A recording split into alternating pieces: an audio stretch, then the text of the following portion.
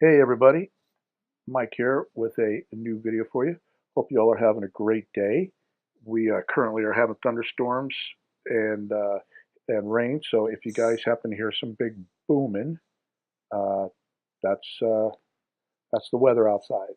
So I apologize for any of that. Today's video, I'm going to talk to you about or share my thoughts with you on the eBay spring seller updates. So let's get on over and see what I dug up and what I found that maybe some of you haven't bothered reading about. Today's video is brought to you by buyerschoiceauctions.com, an alternative to eBay and a great selling platform. So let's get into this. I I follow or I get a newsletter called E-commerce Bites. Actually, I suppose it's a blog or website. They talk about eBay, Amazon, PayPal, all kind of anything that affects Etsy, anything that affects or any selling platform that that you may be on. And so when I got the thing sent, the letter, an update from them talking about the eBay user agreement for the spring, uh, they picked a few of the pieces out, and I thought, you know what, let me go dig myself into the user agreements, the new user agreement. So as you can see, we're here at the page, and it says this user agreement is effective upon acceptance for new users and from May 30th, 2019 for existing users. And then the previous amendment to this user agreement was effective for all users on September 21st, 2018. So what struck me was the selling fees. I don't know if you guys know too much about or you care about the fees or what. I mean, let's face it. There's some sellers, we know who they are. I mean, we see them every day. There's big sellers on eBay. They dominate the listings. There's the Chinese sellers that dominate the listings as well. Apparently, they don't care what the insertion fees or listing fees or any of that stuff is. But I'm concerned with the final value fees. And like I said, there's people that are crushing it, making a lot of money. And, there's been issues with false claims for like item not described and maintaining your seller standard. It's got to be above a certain threshold and this and that. And I found something that's interesting, and I don't know if anybody really knew this. So after uh, clicking on the final value fees to read what the change was, um, I kind of knew with the fixed and the auction. Basically, I mean, that's that's regular. Your regular, like it's either 10%, 12%, or the percentage depending on what category it's in. And it's the final value fees that got me a little concerned because I looked over here and I thought additional final value fees for sellers not meeting our performance expectations. Now you may be wondering, well, what does that matter? I'm not below standard. No, you're not below standard. And I know people complain about, well, we got to get rid of these subpar uh, sellers. They're not doing anything but clogging up the works. They're giving some other sellers trouble, and as far as they're taking up space. It gives a bad impression. It's hurting eBay. Well, quite honestly, guys, I think that's a load of crap. I think what's hurting eBay is eBay's hurting eBay, and I don't think you're going to be getting rid of the any of these subpar sellers. I don't think it's going to happen, and I'm going to explain why. Because you can see here in writing, if your account doesn't meet the minimum seller performance, which you can go see through your seller dashboard, you check your metrics, and your metrics will tell you where you're at as far as items not described, returns, cancellations. These are things that are happening to your account. All right. Um, the time of sale, there will be an additional 4% points fee on the standard value final value fee at the time the item sells. Um, And how they're going to determine this is if your rate of item not as described returns and evaluated in your service metrics, which you can go see at your seller dashboard, it's very high. In one or more categories, your final value fees will increase by 4 percentage points for sales in those categories. You can view your personalized service metrics on the service metrics dashboard in the Seller Hub. Okay, just like I said, you go into Seller Hub, you click on that, you can down there in the Seller Metrics, and it'll show you all of that. And you'll be able to see where your metrics are at. The final value fees are capped in most categories. So okay, meaning that they're only going to go to a certain, they only go so high. It's like they're not going to get a gazillion dollars. If you sell something for X amount of dollars and it's high, like, there are people that sell $9,000, $10,000 items. I would think those would be like Rolex watches if they're genuine, things like that. There's a ceiling cap. Like they're not going to like take gobs of the money out of it. But there's a big but, okay? There's that 4% fee if your standards are below their selling standards. Now it says, note, if your account isn't meeting our minimum seller performance standards and you're rated very high and your rate of items not as described returns at the time of the sale, you'll only be charged the additional final value fee for not meeting our minimum seller performance standard. Now here's an example. And this is what I found interesting because they're increasing this fee. And I'll show you guys where it says in the user agreement that they're increasing this fee, okay?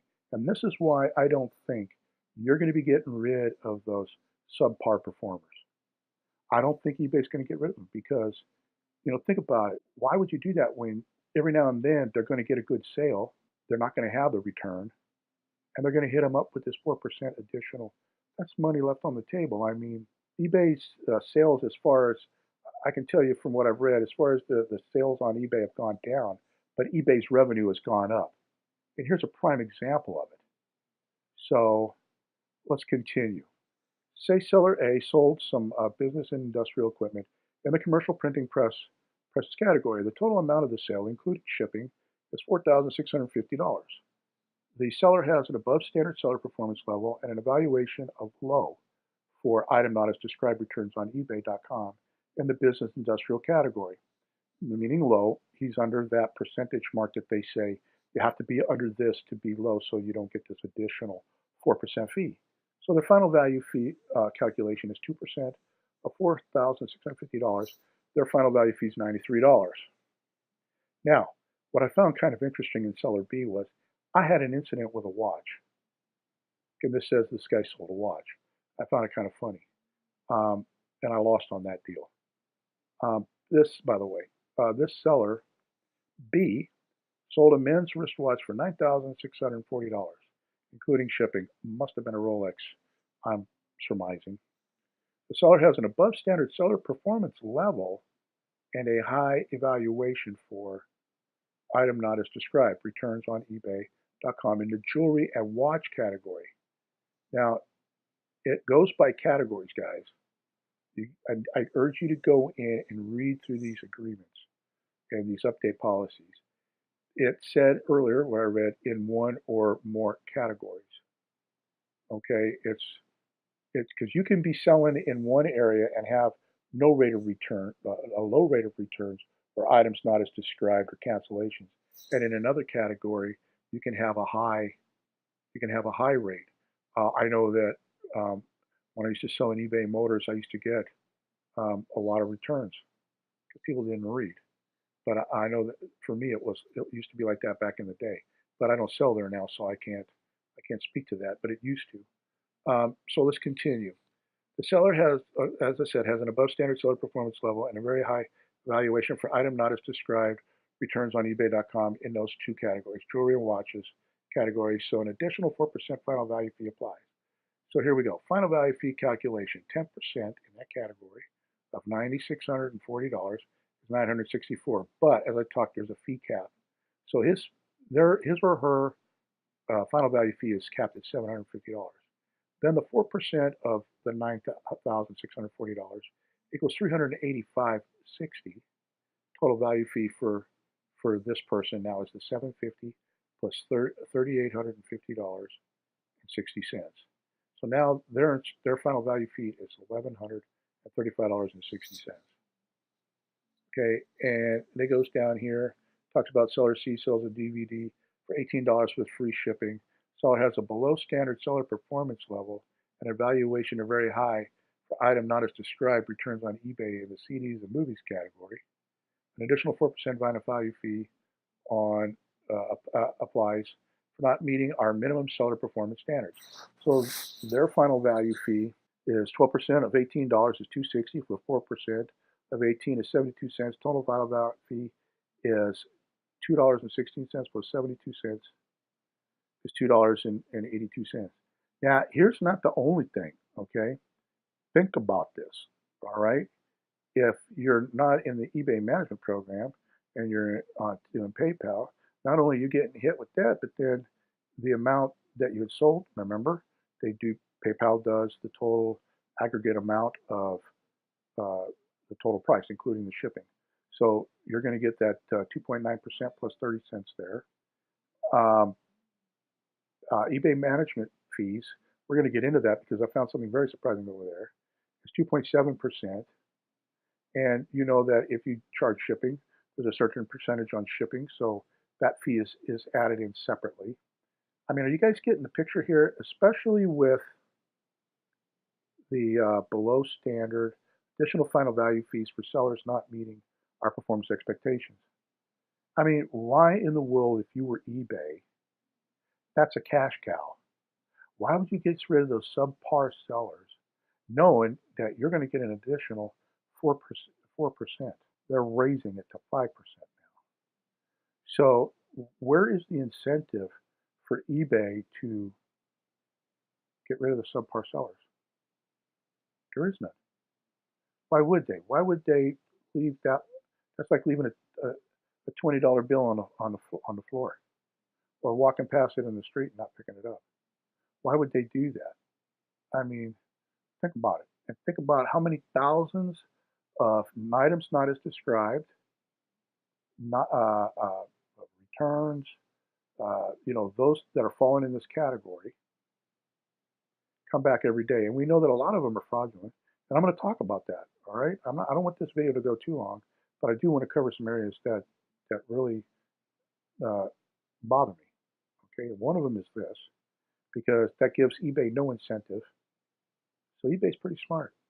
There's a cash cow sitting here with this. Why would you give that up? There's no reason to. So while I was there, I also clicked through the final fee cap. Okay, I went further.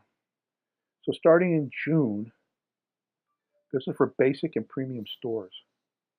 Not the starter store, the basic one, where you get the, 200 listings, 250 listings. I think the starter store, you get 100.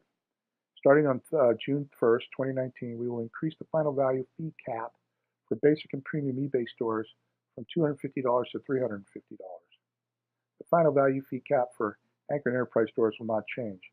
Some exclusions may apply. So once again, where do they hit? They hit the smaller seller. I mean, if you've got a premium store, you've got a couple thousand items in there, but you ain't nothing like an Anchor or an Enterprise, where they get all the bells and whistles, they get the special treatment, they get all this. I mean, if you're at a basic store and you're not paying by the year, you're paying by the month. What is that, $21 or $24 a month? Or if you do it by yearly, it's like $19. I mean, it's been a while since I've had a store after the incident I had involving said watch. That was what put me over the edge. So there's an increase there. Now the final increase for sellers not meeting performance expectations. Starting on June 20, 2019, we will increase the additional final value fees charged to sellers who have very high rates of items not as described returns and sellers who are not meeting minimum performance standards from 4% to 5%.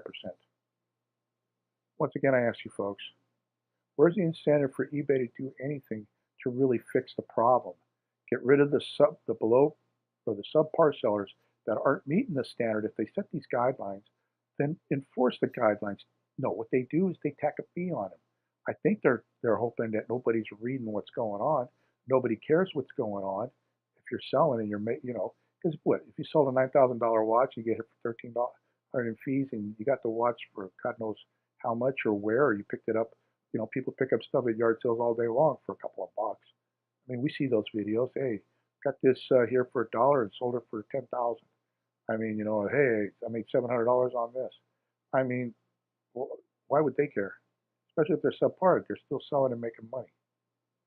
And eBay's right there with them. Well, okay, instead of us enforcing or doing something to correct a situation, which is to get rid of you because you're really not the type of seller we're looking for, we'll just tack on some fees and we'll just penalize the hell out of you and keep beating you with the fee increase until you say uncle. I can see where that's kind of good business sense. I mean, you got to make you got to make your stockholders happy. You got to, and like I said, eBay sales have gone down, but their revenue's gone up. I mean, I would love to have my business where I hardly sell anything, but my income goes up. You know, it doesn't happen in the real world. It only happens if you're eBay. Now, look, there's going to be eBay lovers out there, and there's going to be eBay haters out there. I'm kind of middle of the road right now. I'm like I said, I'm using other venues, you know, and I talk about those. I use Poshmark, and I have my own websites. I use Buyer's Choice Auctions. I just started using Mercari, which has been pretty good to me. I'm trying to find other ways of using local because I'm tired of feeding this beast. And and you're going like, well, Roland, are you above standard on all of that? Well, yeah, I'm above standard. I don't have a that low return rate thing like they're talking about with items not as described. But you know, you're only 2 or 3 item not as described returns away from having that happen to you. You know, or actually, you know, one bad apple can screw the whole thing up for you. You know, I'm a realist. I don't have my head up in the clouds because I got money coming in left and right. To be honest with you, my sales stink on eBay. I don't blame it on the fees, but I'm wondering how many people are looking at this stuff. You know, and then let's go to the other thing that I was looking at. The payments. You know how they're pushing you to go to using their payment management system? Well, you know, now they're still letting PayPal, and they brought PayPal back. They said in here, they read, I don't think anybody reads this, that's using this payment management payment system. Because it's just like a credit card processor, like at your bank, like how I did that video about you having your own merchant account. Okay, look, it's real great. It's real great to right here when I got to the payment processing fees is 2.7% of the total amount owed to the seller, including shipping, handling, sales tax, and other amounts owed. Payment processing fees do not include any sales tax which will be added to this fee or any invoice if applicable. And then I went down here and I read chargebacks. What the hell? Since when does eBay, I mean, I understand PayPal having, like, they had a chargeback because of a fraudulent credit card usage. You know, I mean, stuff happens. People steal credit cards. They buy things, and then when they get caught, you know, they don't get caught, but the owner of the card finds out, oh man, it got stolen. And I'm sure there's a lot of people that lie about it to get out of a sale, and so they use the word chargeback. And PayPal kind of, I think PayPal had a different way of doing it. They didn't charge you a chargeback fee. Now I have to go check PayPal's policies again, but I'm pretty sure the only new update is they'll refund the money or they'll do whatever, but they won't. You won't get the fees. They're 2.9% plus 30 cents, which is only fair in my books. But look at this chargeback fee. Upon the conclusion of a chargeback, investigation and or representment that results in a seller being found responsible for the chargeback amounts, we charge a $20 chargeback fee, excluding any applicable sales tax for each chargeback. Sellers may appeal the chargeback fee within 30 days from when we invoice the chargeback fee if they believe that they have been charged in error. Credits. Now, first of all, you sell something on eBay, somebody says, oh, I had to do a chargeback, fraudulent. It was a fraudulent. You know, let's face it, folks. They lie about item not as described. They lie about item not working. How many of you, I know it's happened to me, I've shipped brand new stuff and gotten broken crap back. And eBay says, "Oh, we're going to protect you," and they don't. They want the happy the happy buyer, because if you're selling, you're going to live with it, or you're going to leave, because somebody else will come in, place, and sell on eBay. And we'll get to the seller protection and what I think about their new seller protection policy in a second here. But this here, think about this: $20 chargeback fee. What do you think that's going to come out of? You've got to put a payment processing thing or a credit card or whatever you put on file, like, whether you use your bank account, you use your credit card, or it's PayPal. They're going to go and hit that directly. How many of you have had that happen to you on your returns, on your return shipping label before you even had a chance to do anything? They print out the shipping label, and what do? I've had them take it right out of whatever the funding source was that I used for my eBay. If some of you say, "Well, I haven't," well, you know what? You're lucky, and God bless you. You know, good for you. But how many aren't? And how many people that are selling on eBay aren't big time sellers? They're mom and pops. They're people on single income, and they're trying to make a few bucks to buy some extra groceries, put gas in the car, or get their meds, or whatever. Because I don't think eBay fully explained, like everything, it's under smoke and mirrors, or it's under a cloud of secrecy. They don't bring it out until they hear the screams, and the screams are too high and too loud, and they can't take it anymore, and they know they have to address it. And then they come out and they address it. And then what do you got? You got a bunch of pissing and moaning in the forums, or you got a bunch of pissing and moaning in the discussion boards, and nothing gets rectified. I mean, they tell you, yes, we hear you, and they don't, they don't. But what gets me down here is the credits and the way that it works. In some circumstances, you might be eligible for a payment processing fee or a chargeback fee credit in accordance with eBay's policies and procedures. To qualify for a payment processing fee credit, you must refund a buyer in resolution of a refund, return, or cancellation request regarding the transaction that was the subject of the payments processing fee, and we need to receive reimbursement for the costs we incurred in connection with the processing of the initial transaction payment. To qualify for a chargeback fee credit, you must successfully appeal the assessment of the chargeback fee. If you qualify, we'll credit your payments processing fee or chargeback fee as applicable to your account after all issues are resolved. You can leave this credit in your account and use it to pay future fees, or you can request a refund and we'll send you the money. You can only request a refund if you have a credit balance on your account. So, okay, if you don't have a credit balance on your account, now remember, they're holding your fees. So there's going to be a balance. I don't know when your money, I don't know when they release, because I don't use their management program. And after reading this, it'll be a cold day in hell before I do accept it. And if I'm forced to accept it, I'm done on eBay. My names will just be one of those that show, I'm not active, because I'm not going to do it. I just think it's unsenseless money. It's just another way to get a fee.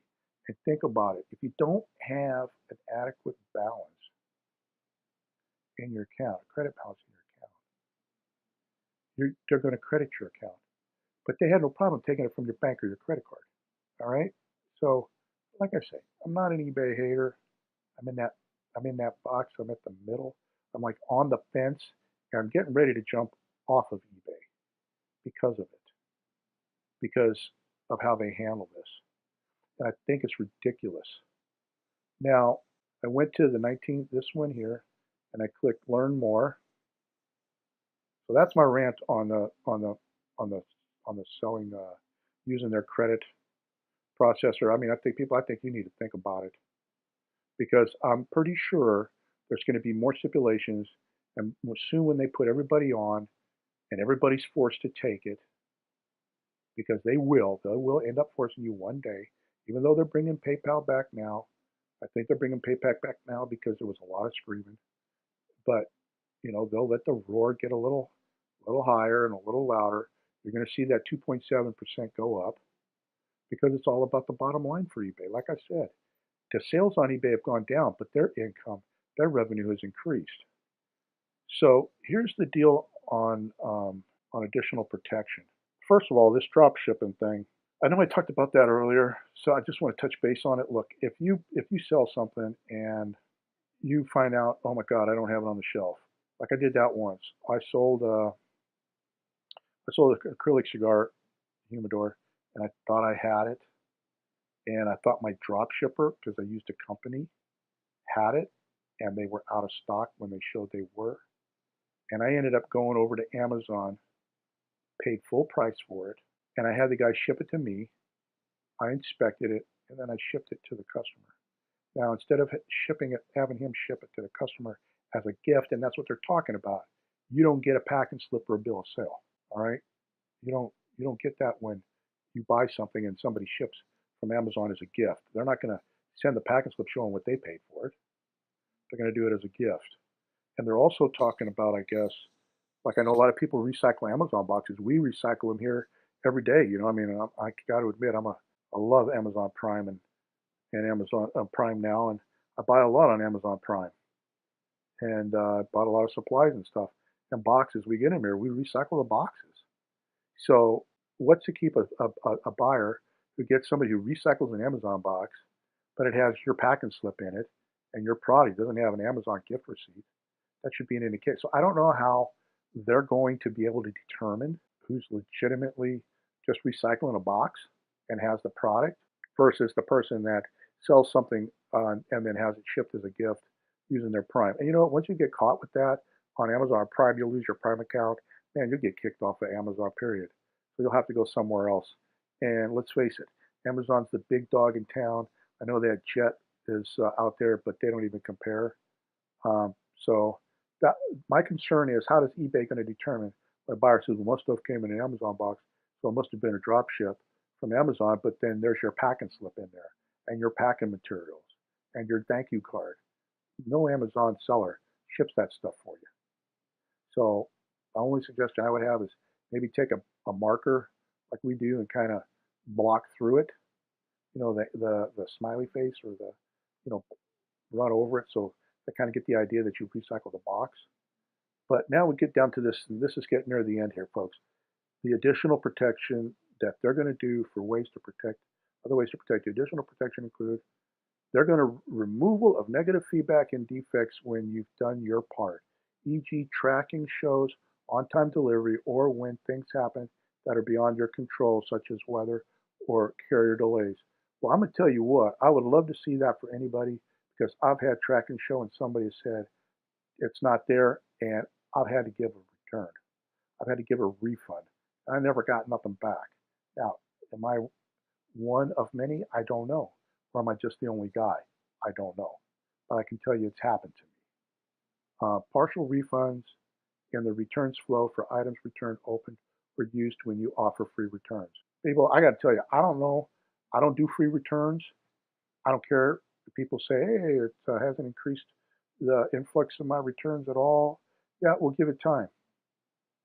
If eBay ain't going to put the shaft to you with the increase in fees and not taking care of the subpar sellers and get rid of them because they want that extra money, what makes you think that you're not going to get hit with more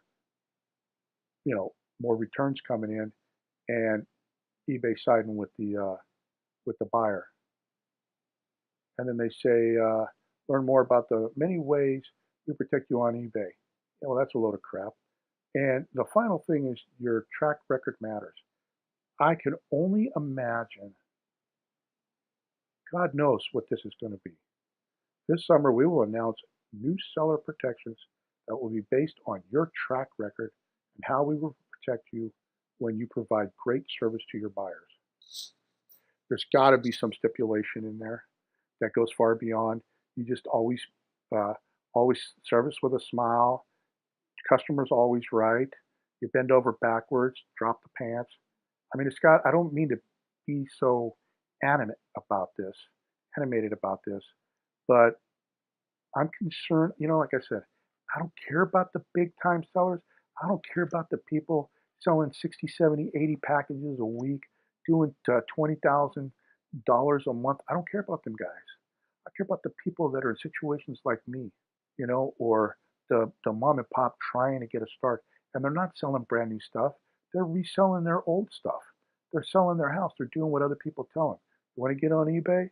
Sell the stuff in your house that you don't need.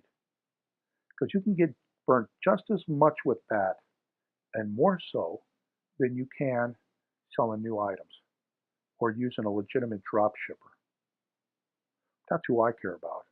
I care about those people that watch these videos of mine that are trying to learn something and trying to make a few extra bucks that maybe don't have enough to cover some school supplies, and they're trying to make the money that way, or they're trying to, add a couple extra groceries, or they got a car repair, they need a tire, so they got to sell something to get a tire to keep going. And yeah, they might be part-time sellers because they have a regular job, or maybe they got a part-time job and they're doing this. For some whatever reason, they have to stay at home. Those are the people I'm talking about. Those are the ones that I'm worried about. Those are the ones that I care about. For those of you that are making the killer bucks, bully, man. God bless you. Crush it. Keep crushing it. Watch your backside. Don't think that this stuff can't happen to you. I told you where I get this stuff from, or I get a heads up on what's going on. It's right here. It's e-commerce bites. I'll put a link down. It's ecommercebites.com. They've been around for a while, and I've been reading them. E-commerce bites newsletter. I get that. I've been getting this for years, and there are good articles in here. Tells you about Etsy using these for other services. I mean, it's really, they got good stories in here, and that kind of gives you the heads up. And then you can read the comments from eBay sellers or Etsy sellers, and the such. Now, I'm going to end this here shortly, and I want to talk about who this auction was brought to you by Buyer's Choice Auctions, the way it should be. All I got to say about Buyer's Choice Auctions, it's a cool site. I never have any issues. If I have an issue, I get a hold of Ellen, the owner, and I know that I tell her, hey, this category needs this or it needs that. She'll do it. She does it with her other people that are on there. I'm very proud to say there's 186 users have signed up. I can tell you that over here there are no final value fees. There are no insertion fees. There's no Vero program. If there's an issue with the copyright or something, instead of just like eBay yanking your listing, even though you're in the right, she leaves that up between you and the person that's doing the complaining. Like I said, no fees at all. There are now enhancement fees, and she did that for a reason, and I commend her for it. You see this featured listing page. This is featured. This is the stuff that shows up on the top. Okay, that's the first thing that shows, and you can view them all. Click view all, and you can see everybody's. Well, what happens here is, instead of getting slammed with a bunch of making this feature free and getting slammed with a bunch of Chinese sellers, like over at eBay, slamming up item after item after item and hogging the featured, they pay for it. You pay for it. You pay for the highlight, you pay for the bold, and you pay for the feature. And I think that's a good idea. It keeps the seller honest. Now, I think you noticed, I mean, this is, let me go back because it showed the time. You'll notice it says 57 days. She does have a 60-day max on the listing, and you can do auto relist up to 12 times. And that's a good thing. So I want to let you guys know, if you're interested in coming over here, I will be doing some more videos explaining Buyer's Choice Auction and doing a walkthroughs and setting up stores, and I'll show why there are no fees and go a little bit deeper into that, and doing the setting up the listings and how to pull your listings over from eBay and setting them up as drafts and picking and choosing what you want up. And she also has a bulk lister. I guess you could use that from, if you're over at Etsy, and use the bulk lister and pull those over that way. Of course, I just do the eBay importer. But there's a special. When you sign up, you get $10 in credits for your enhancement fees. Okay? And if you mention my name, Rollin Picker, I'll put that in the description. You mention Rollin Picker, she'll give you an additional $10 in enhancement fees. So that starts you off with $20 in enhancement fees to get on the featured page and get in the featured area.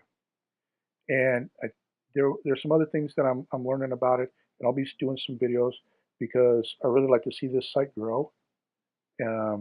She gets her income from those fees, and she gets her income, well, if she gives you credit, she's not getting any of that, and she makes her money from the banner ads. That's right, I pay for my banner ads, and it's a small fee, or you can make a donation. So this is the eBay alternative. Is it going to be the eBay Slayer? Oh, hell, I hope so. Will it? I don't know. Won't know until sellers come over here and bring their buyers with them. But I want to thank buyerschoiceauctions.com for bringing the video to being a part of it. And guys, if what I said you agree with and you don't agree with on the eBay thing, eBay user agreement, that's fine. That's your choice. All I want to do is just bring you that information and make sure you're aware of things, because it's so easy to glance through something and just glance through it and pick up, the good points. But you got to dig deep and know what's going on. And that's all. I just care about you guys that are out there, that you're getting a fair shake and not getting abused by the system. And like I said, think about it. The sales on eBay have dropped. They've had a decrease here in this last period, but their revenue has increased. And where do you think that revenue comes from? Chargeback fees, increased insertion fees on subpar sellers that they won't get rid of. That's where the money comes from. So with that said, I hope you guys found this video interesting. I apologize for it being a little bit long. I wanted to be quick, but you know me, I get going, I get into a rant, and then that's it. So I hope you stuck to the end to find out about the mention of my name when you go over to buyerschoiceauctions.com to give it a try, to get that extra $10 credit. I hope you found this interesting. If you did and you liked it, click the like button. If you didn't, hey, instead of clicking the dislike, and you can if you want, how about leaving a comment down below and let me know what you want me to talk about, or what you want to see, or what you disagree with. Let's get a communication going and seeing if we can come together on something and maybe fix something, or help fix a policy or whatever. So leave your comments or questions down below in the comment section. Share this video with anybody you think that might find it interesting and want to learn a little something, who didn't really read all of the policies or dig in deep. And I want to thank God for this day and for you guys. I want to ask Him to bless you with sales with lower fees, less returns, great health, great family, happy times, because we all deserve it, and we know He's going to do it. With that said, folks, I will see you guys in the next video. Rollin Picker out.